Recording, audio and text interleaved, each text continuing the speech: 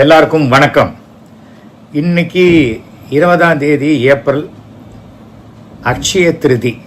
இன்னைக்கு காலையில் ஒரு 11:30 மணி வரைக்கும் இருக்கிறது. இந்த அக்ஷய திருதி அன்னைக்கு போய் நாம் தங்கம் வாங்கணும், அப்போ தான் வாழ்க்கையில் செல்வம் பெருக்கணும், கடன் வாங்கியெல்லாம் நீங்கள் தங்கம் வாங்க வேண்டிய அவசியம் இல்லை. ஒரு தயிர் சாத பொட்டலம் வாங்கி யாருக்காவது நீங்கள் தானமாக கொடுத்தால் கூட நீங்கள் என்னெல்லாம் ஆசைப்படுறீங்களோ அதெல்லாம் கடவுள் உங்களுக்கு நிறைவேற்றி தருவார். இல்லையா, ஒரு பேக்கெட்டு கல் உப்பு வாங்கி அதை ஒரு சின்ன பாத்திரத்தில் போட்டு அதுக்கு ஒரு தீபம் ஏற்றி வேண்டிக்கங்க, கடவுள் உங்களுக்கு எல்லாத்தையுமே கொடுப்பார். தங்கம் வாங்கினாதான் நமக்கு வாழ்க்கையில் சந்தோஷம் அப்படிங்கிறதெல்லாம் இல்லை. ஓகே, அதை விட முக்கியமான விஷயத்தை பற்றி பேசுகிறதுக்கு தான் நான் இப்போது வந்திருக்கிறேன். இது இன்னொரு 4 நாள், 23ஆம் தேதி அன்னைக்கு தமிழ்நாட்டினுடைய சட்டமன்ற தேர்தல். இந்த சட்டமன்ற தேர்தலில் யார் ஆட்சி அமைக்கப் போகிறார்கள் அப்படின்னு நிறைய பேர் கருத்து கணிப்பு பண்ணிகிட்ருக்காங்க. யார் ஆட்சி அமைக்கணும், யாருக்கு நம்முடைய ஓட்டை போட வேண்டும் என்பதை என்னுடைய கருத்துக்களை நான் சொல்கிறேன். விருப்பமாக இருக்கிறவங்க, நியாயமாக இருக்கணும்னு நினைக்கிறவங்க இதை ஏற்றுக்கலாம். அதுக்கப்புறம் உங்கள் இஷ்டம். ஆனால் என்னுடைய அம்மா 95 வயசு, 2 நாளைக்கு முன்னாடியே தன்னுடைய ஜனநாயக கடமையை ஆற்றிட்டாங்க. 1950லேருந்து, அப்போ தான் நான் பிறந்தேன், அதுலேருந்து எங்கள் அம்மா இது வரைக்கும் ஓட்டு போடாத தேர்தலே இல்லை. அந்த அளவுக்கு ஒரு சிறப்பாக விஷயங்கள்லாம் எங்கள் அம்மா செஞ்சுருக்காங்க. ஓகே, எங்கள் அம்மா யாருக்கு ஓட்டு போட்டாங்க அப்படிங்கிறது இப்போ நான் சொல்லக்கூடாது. ஆனால் எல்லாருக்குமே என்ன யாருக்கு என்னங்கிறது எங்கள் அம்மா சொல்லும்போது தெரியுமே தவிர நம்ம சொல்கிறது சரியாக வராது. ஓகே, இப்போ யாருக்கு ஓட்டு, ஏன்? இப்போ இன்றைக்கி பார்த்தேன், அதிமுக விளம்பரம் கொடுத்துருக்காங்க. அந்த அதிமுக விளம்பரத்தில் என்ன கொடுத்துருக்காங்கன்னா, அது திமுக கொடுத்த வாக்குறுதியெல்லாம் நிறைவேற்றவே இல்லை அப்படின்லாம் கொடுத்துருக்காங்க. நீட்டு பற்றி சொன்னாங்க, நீட்டை நீக்க முடியல. இது எப்பொழுதுமே சில விஷயங்கள் அது மத்திய அரசினுடைய கண்ட்ரோலில் இருக்கும், அல்லது சுப்ரீம் கோர்ட் ஜட்ஜ்மெண்ட் வந்தப்புறம் யாரும் எதையும் மாற்ற முடியாது. மீண்டும் திமுக மத்திய அரசில் இடம்பெறக்கூடிய ஒரு சூழ்நிலை வரும்பொழுது, அன்றைக்கு மெஜாரிட்டி இருக்கும் பொழுது அவர்கள் இதை பாராளுமன்றத்தில் ஒரு சட்டமாக மாற்றி இயற்றிட்டா அதுக்கப்புறம் சுப்ரீம் கோர்ட்டாக இல்லை தலையிடாது. அது வரைக்கும் நம்ம வெயிட் பண்ணணும். நீட்டு எடுக்க முடியலைங்கிறதுனால நீட்டு யாருமே பங்கெடுக்கக்கூடாதுன்னு பண்ணலை. நீட்டுக்கு உண்டான எல்லா ட்ரைனிங்கும் தமிழக அரசு இலவசமாக தானே கொடுத்துக்கிட்டு இருக்கு. எத்தனை ஐஏஎஸ் ஆஃபீஸர், ஐபிஎஸ் ஆஃபீஸருக்கு ஃப்ரீ ட்ரைனிங் கொடுத்து வந்திருக்காங்க. இதெல்லாம் வாக்குறுதி நிறைவேற்றலை அப்படிங்கிறத அதை வச்சு ஒரு ஃபுல் பேஜ் அட்வர்டைஸ்மெண்ட்டு அதிமுக கொடுத்துருக்கிறது. அது என்ன வேடிக்கைன்னு சொன்னால், ஒரு அப்பாவே ஒரு 10 விஷயம் சொல்கிறார் வீட்டில், அதில் 2 பண்ணுவார், 3 பண்ணுவார், இல்லை 7 பண்ண மாட்டார், இல்லை 6 பண்ணுவார், 4 பண்ண மாட்டார். இது வீட்லேயே அப்படி தானே இருக்கும்போது 500 வாக்குறுதிகள் கொடுத்த ஒரு ஆட்சி ஒரு 400-450 வரைக்கும் பண்ணியிருக்காங்கன்னா அதை பாராட்டப்பட வேண்டிய விஷயம்தான். இதுதான் பாசிட்டிவாக நம்ம பார்க்க வேண்டியது. குறை சொல்லணும்னு ஆரம்பித்தா எதை வேணால் நம்ம குறை சொல்லிக்கிட்டே இருக்கலாம். அடுத்தது பொதுமக்கள் நலன். பெருவாரியான பொதுமக்கள் அவங்களுக்கு என்ன நலன் அப்படின்னு பார்த்தீங்கன்னு சொன்னால், இன்றைக்கு இருக்கக்கூடிய சூழ்நிலையில் எத்தனையோ, அதாவது அரௌண்ட் 90% ஆஃப் மக்களுக்கு அடிப்படை தேவைகள் தான் சரியாக இருக்கணும்னு எதிர்பார்க்கிறார்கள். அதாவது காலத்தால் சுவிட்சை போட்டால் லைட் எரியணும், பைப்பை திறந்தால் தண்ணி வரணும், அதே போல் ரோடுக்கு வந்தால் பள்ளம் மேடெல்லாம் இல்லாமல் ஒரு நல்ல ரோடாக இருக்கணும், பெட்ரோல் பங்க் வந்தால் பெட்ரோல் கரெக்டாக கிடைக்கணும், வீட்டில் அடுப்பு எரிய கேஸ் கிடைக்கணும். அதை தாண்டி இந்த மாதிரியான விஷயங்கள் தான் அடிப்படையான விஷயங்கள். அந்த அடிப்படையான விஷயங்களுக்கு பிரச்சனை வரும்பொழுது நம்ம அவங்களுக்கு அப்போ தான் அப்செட் ஆவாங்களே தவிர, எல்லோரும் போய் செக்ரட்டேரியட்லேயும் நிற்க போகிறது கிடையாது, கலெக்டர் ஆஃபீஸ்லேயும் போய் நிற்க போகிறது கிடையாது. இது ஒரு விஷயமாக நம்ம பார்க்கணும். அப்படி பார்க்கும் பொழுது அடித்தட்டு மக்களுடைய மிகப்பெரிய பல விஷயங்களை திமுக அரசு நிறைவேற்றி இருக்கிறது. அந்த இலவச வீடுகள் ஆகட்டும், அப்புறம் மாதந்தோறும் அந்த 1000 ரூபா பணம் கொடுத்தது இப்போ அதை 2000 ரூபா ஆக்குறேன்னு சொல்லியிருக்கிறது. அப்புறம் படிக்கிற பெண்களுக்கு உண்டான உதவி, கம்ப்யூட்டர்ஸ் பசங்களுக்கு, அந்த மாதிரி எத்தனையோ விஷயங்கள், நல்ல விஷயங்கள் தான் செஞ்சுருக்காங்க. இப்போ அதை அந்த பாசிட்டிவ் விஷயத்தை பார்க்கணும். நிறைய பேர் எங்களுக்கு இலவசம் வேண்டாம், இலவசம் வேண்டாம். இந்த இலவசம் வேண்டான்னு சொல்கிறவங்க யாருன்னு சொன்னால் அது ஒரு வீம்புக்காக சொல்கிற ஒரு விஷயந்தான். இன்றைக்கும் அமெரிக்காவில் மிக உயர்ந்த நாடு, உலகத்தினுடைய பெரிய எண்ணனாக நினைக்கக்கூடிய நாட்டில் கூட 10% டிஸ்கவுண்ட் தராங்கன்னா அந்த கூப்பனை கட் பண்ணி போட்டு வச்சுருப்பாங்க அத்தனை பேர் வீட்லேயும். அவங்க போகிற காரு கிட்டத்தட்ட 70 லட்சத்துலேருந்து 1 கோடி ரூபா கார். ஆனால் அந்த 10% டிஸ்கவுண்ட்டை வாங்கிறதுக்காக அந்த கூப்பனை ஜாக்கிரதையாக எடுத்துக்கிட்டு போவோம். இது உலகம் முழுக்க இருக்குது. நாம் நம்ம சர்ஃபுக்காக வாங்குறதில்ல. பக்கெட்டு கொடுக்குறாங்களேன்னு சர்ஃப் வாங்குகிறோம், மக்கு கொடுக்குறாங்களேன்னு ஹார்லிக்ஸ் வாங்குகிறோம். அப்படி தான் இருக்கும், எல்லாருக்குமே அப்படி தான் இருக்குது. யாராவது ஒருத்தருக்கு ஒரு கீ செயின் கொடுத்தா, வேணாப்பா எங்கிட்ட கீ செயின் இருக்குது அப்படின்னு சொல்கிறோமா, சரி கொடுங்க, நம்ம வேறு யாருக்காவது கொடுத்துக்கலாம். அப்படி தானே இருக்குது. அதே போல் ரேஷன், எல்லாருக்கும் உண்டான ரேஷன் கிடைக்குதா இல்லையா? ரேஷனில் பொருள் கிடைக்குதா இல்லையா? சில சமயம் சில குறைகள் இருக்கலாம். அந்த குறைகள் உடனே முதலமைச்சரை போய் சொல்லிடக்கூடாது. அந்த கீழே இருக்கக்கூடிய அந்த இடத்துல வேலை செய்கிறவரோ அந்த இடத்துல கூடிய அதிகாரிகளோ செய்யக்கூடிய தவறுகளை நாம் சுட்டி காட்டி வெளியில் எடுத்துக்கிட்டு வர தைரியம் நமக்கு இருக்கணும். அரசு ஊழியர் அப்படிங்கும்போது அவர்கள் நியாயமாக இருக்கணும், அத்தனை பேர் நியாயமாக இருக்கணும். இல்லைன்னா அரசாங்கத்துக்கு முதலமைச்சருக்கு தான் பழி வருங்கிறத அவங்க தெரிஞ்சுக்கணும். இதுதான் அடிப்படையான ஒரு விஷயம். அதெல்லாமே இன்றைக்கி பார்த்திங்கன்னா எல்லாமே சரியாக திமுக அரசு செய்து கொண்டிருக்கிறது. என்னுடைய அருமை நண்பர் திரு மு.க. ஸ்டாலின் அவர்களுடைய அரசு மிக சிறப்பாகத்தான் செயல்பட்டு கொண்டிருக்கு. சட்டம் ஒழுங்கு சரியில்லை அப்படிங்கிறதெல்லாம் என்னால் ஏற்றுக்கொள்ள முடியாத ஒரு விஷயம். காரணம், நீங்கள் சட்டம் ஒழுங்கு சரியில்லைன்னா முதல்ல பாரதியாரெலாம் பாட்டு பாடும் பொழுது 28 கோடி பேர் இருந்தாங்க இந்தியாவில். இன்றைக்கி 148 கோடி பேர் இந்தியாவில் இருக்கிறார்கள். ஆனால் போலீஸு அவ்வளோதான், குறைச்சலாக தான் இருக்குது. நமக்கு சட்டத்தில் அந்த சட்டத்தை விட தண்டனை மிக கடுமையாக இருந்தாலே ஒழிய குற்றவாளிகள் திருந்துவதற்குண்டான வாய்ப்பே கிடையாது. நாம் மனிதாபிமானத்தை கொஞ்சம் அதிகமாக கொண்டு வரும்போது தண்டனையோடைய ஸ்ட்ரென்த்து குறையுது. அப்போ என்ன ஆகுது, பாதிக்கப்பட்டவர் மட்டும்தான் அதிகமாக குரல் கொடுப்பாங்க, பாக்கி பேர் நமக்கு என்னப்பா பரவாயில்ல சட்டம் தானே சொல்லுது அப்படின்ட்டு நம்ம போய்ட்றோம். அந்த மாதிரியான விஷயத்துக்கு எல்லாத்துக்கும் போய்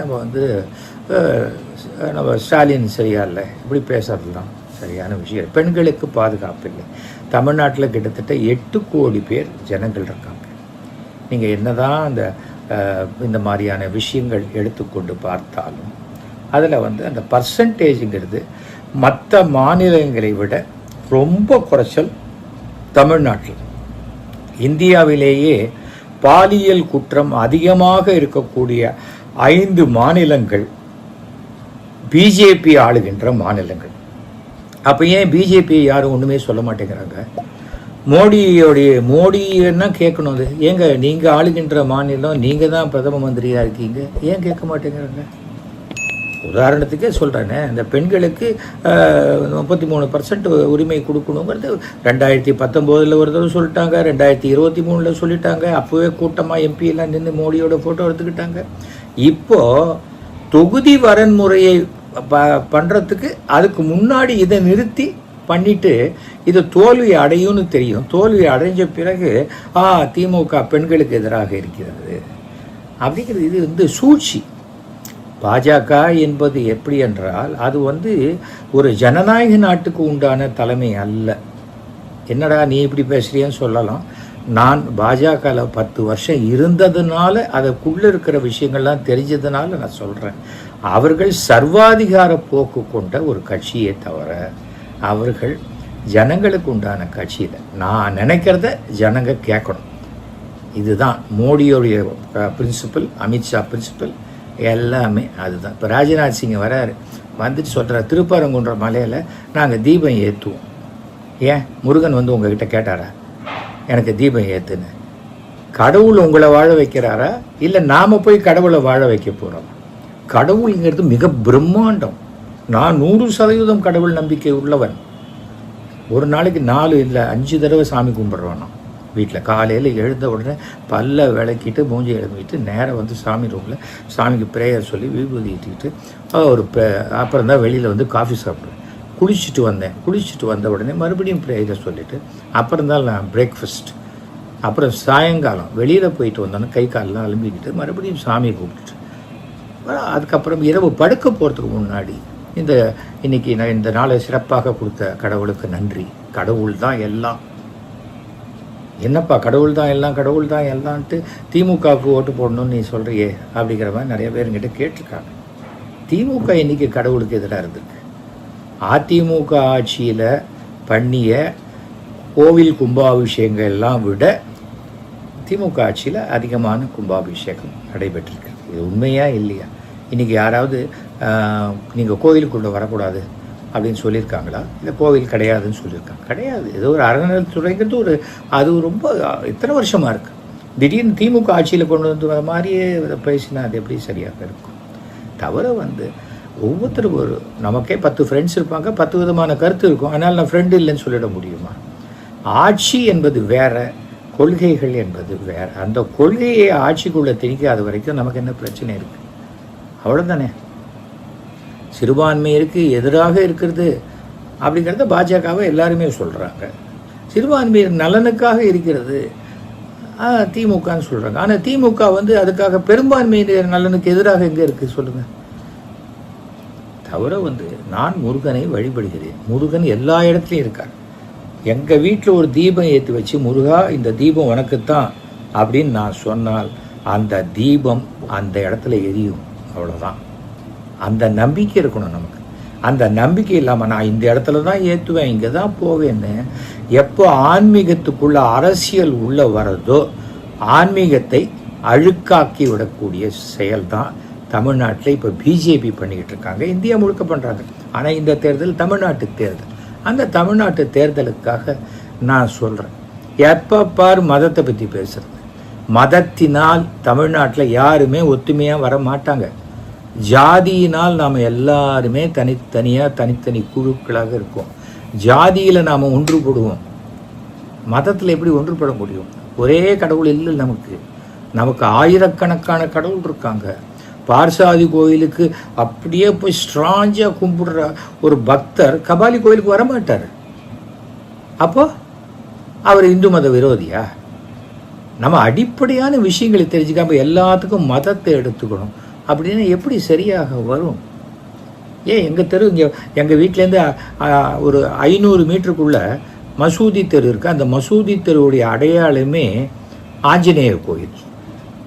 அந்த ஆஞ்சநேயர் கோயிலில் ராமர் இருக்கார். அந்த ராமரை நான் பார்க்குறேன். இங்கேருந்து நீ அயோத்தி ராமரை பார்த்தாதான் நீ பக்திமான் அப்படின்னா அது என்னால் ஏற்றுக்க முடியாது. என்னுடைய பக்தி என்னங்கிறது கடவுளுக்கு தெரியும், எனக்கு தெரியும். மனதால் வழிபட வேண்டிய விஷயங்களெல்லாம் நாம் பப்ளிக்கு கொண்டு நான் எவ்வளோ பெரிய ஆள் தெரியுமா, நான் கடவுளையே காப்பாற்றுறேன்னா அது அகந்த திமிரு. அதுக்கெல்லாம் அரசியலில் இடம் கிடையாது. தமிழ்நாட்டு மக்கள் கொடுக்க மாட்டாங்க. வெஜிடேரியன் சாப்பிட்றவனும் சாமி கும்பிடுவோம், நான் வெஜிடேரியன் சாப்பிட்றவனும் சாமி கும்பிடுவாங்க. எலுமிச்சம்பழத்தை வெட்டி பலி கொடுக்குறவனும் சாமி கும்பிடுவாங்க, ஆட்டை வெட்டி பலி கொடுக்குறவனும் சாமி கும்பிடுவாங்க. அப்போது எல்லாரும் ஒன்று தான். இதுதான் இந்து மதம்னு யார்கிட்ட சொல்ல முடியும்? யார்கிட்டையும் சொல்ல முடியாது. அதுக்காக நான் இதை சொல்கிறேன். அதனால் இந்த விஷயத்தெல்லாம் நம்ம ஒதுக்கி விடணும். ஜனங்களுக்கு என்ன செய்கிறாங்க ஒரு அரசு? எந்த அரசு சிறப்பாக செஞ்சுருக்கு?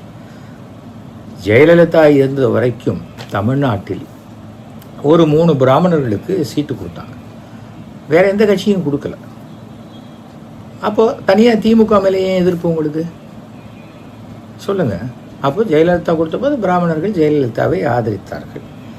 பிஜேபி எதுக்காக ஆதரிக்கிறீங்க? பிஜேபி என்ன பண்ணிச்சு?